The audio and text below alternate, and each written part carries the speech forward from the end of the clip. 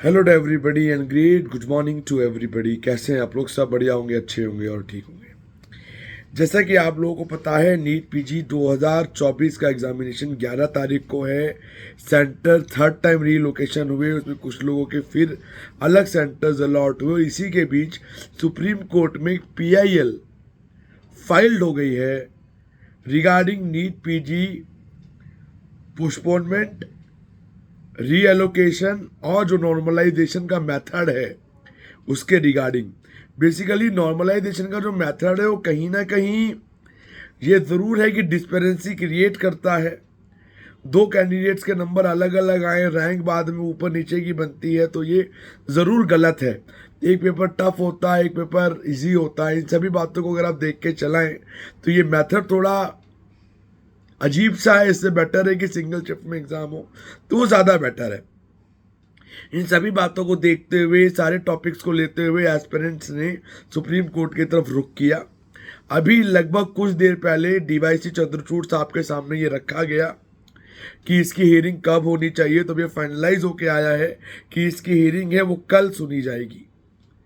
ये live law में भी इसके बारे में जस्ट अभी अपडेट किया गया है कि कल ये मैटर लिस्टेड होगा। CGI ने कहा है ये मैटर कल लिस्टेड होगा, तो ये पोस्टपोनमेंट वाला मैटर है ये कल सुप्रीम कोर्ट में सुना जाएगा। इसी के बीच NB ने एक एक्शन लिया। कल अपना ग्रीवेंसेस सेल का जो ऑप्शन है, आपकी जो जो शिकायतें हैं, जो जो आपके इश्यूज हैं, वो आप वहाँ पे रजिस्टर करके डाल सकते हैं। आपको लॉगिन करना है, हेल्प डेस्क में जाना है, फिर अपने क्वेरीज को आप रेज करते हुए अपने इश्यूज को, उसमें exam date change, centre change के इश्यूज आए हैं, आप उसको क्लेम आउट करके ग्रीवेंसेस फिल कर सकते हैं। लगभग काफ़ी एस्पिरेंट्स ने ग्रीवेंसेस फिल किए हैं and it's really a good step by NB कि वो जानना चाहते हैं कि बच्चों को समस्या और प्रॉब्लम बेसिकली कहाँ है, जिनसे वो ये कैलकुलेट कर पाएँ कि उन्हें क्या करना है और क्या नहीं करना है। मेन जो इशू है एस्पिरेंट्स का वो ये है कि नॉर्मलाइजेशन का जो मेथड ये अपनाएंगे उससे क्या होगा।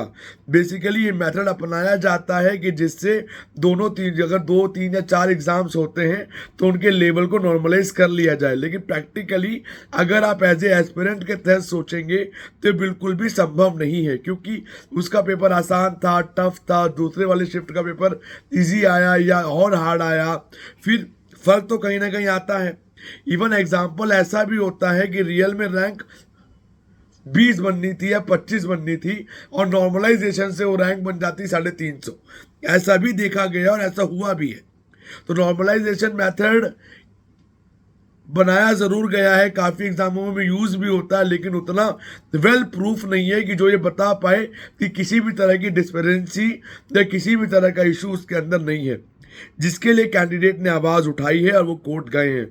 बस फर्क क्या है, इन 2 शिफ्ट वाले मैटर को लेके अगर थोड़े और दिन पहले कोर्ट चले जाते तो टाइम मिल जाता। अब नेक टू नेक वाली बात है। ये भी बहुत अच्छी बात है कि DYC चंद्रचूड़ साहब ने इसको कल सुनने के लिए हाँ कह दी है, तो बेटर है। कल फ्राइडे है तो एटलीस्ट इससे होप कि फ्राइडे ये हियरिंग सुन सकते हैं। और इस पर क्या आएगा, पहले उनका एस्पिरेंट्स की डिमांड है कि इसमें स्टे का जो प्रोसेस है वो लगाया जाए, स्टे इस पे लगाया जाए और बाकी जो मैटर है बाद में सुने जाएं। तब देखने वाली बात है कैसे होता है। उसमें एक पॉइंट ये भी है कि बच्चों को बहुत दूर दूर सेंटर दे दिए हैं, टिकट्स नहीं मिल रही हैं, फ्लाइट्स कैंसल्ड हैं, ट्रेन कैंसल्ड है, बहुत जगहों पे फ्लड है, इवन कुछ लोकल एरियाज में तो ब्रिजेस भी टूट गए हैं।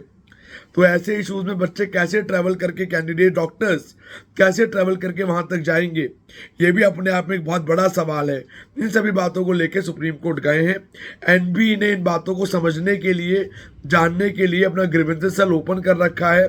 अब लॉगिन करके वहां भी जाके अपनी कंप्लेंट दायर कर सकते हैं और चीज़ों को एनालाइज करके आप लिख सकते हैं। मेरे अकॉर्डिंग काफ़ी कंप्लेंट लिखी गई होंगी, मोर देन 1 लाख के आसपास ग्रीवेंसेस जरूर आए होंगे, जिस हिसाब से आक्रोश और जिस हिसाब से अनसेटिस्फैक्शन बच्चों में दिख रहा है।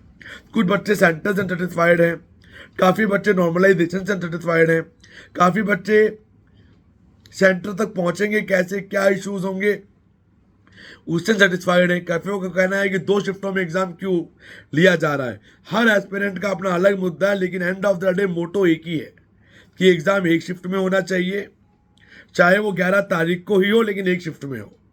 उनका कहना यही है। उनका कहना ये बिल्कुल नहीं है कि एग्ज़ाम 11 तारीख को ना हो। उनका कहना है एग्ज़ाम 1 तारीख में हो, नॉर्मलाइजेशन वाला मेथड नहीं अप्लाई किया जाना चाहिए, what they are want to tell. और जो सेंटर दूर दूर हैं वो पास पास दिए जाने चाहिए कि जिससे वो जा सकें। लेकिन अब टाइम इतना शॉर्ट रह गया है कि अगर आप दोबारा से सेंटर चेंज करेंगे तो टिकट्स कब बुक होंगी, जाएंगे कब और आओगे कब, राइट। एडमिट कार्ड आज आना है, आज की डेट एडमिट कार्ड की है, लेकिन मेरे अकॉर्डिंग बहुत टफ है कि आज एडमिट कार्ड आ पाएंगे। शायद एडमिट कार्ड कल तक आ सकते हैं, या जो ग्रीवेंसेस है कैंडिडेट ने फाइल किए हैं उसको देख के एनबी कोई बड़ा कदम या मेजर स्टेप उठाए तो वो भी टिल इवनिंग या टिल लेट इवनिंग तक हमें और आपको मालूम चल जाएगा। सो बेटर ऑप्शन है जस्ट वेट और वॉच। कोई भी अपडेट आएगी we will try to give you on regular basis of time. 9675200801 हमारा कॉन्टैक्ट नंबर है।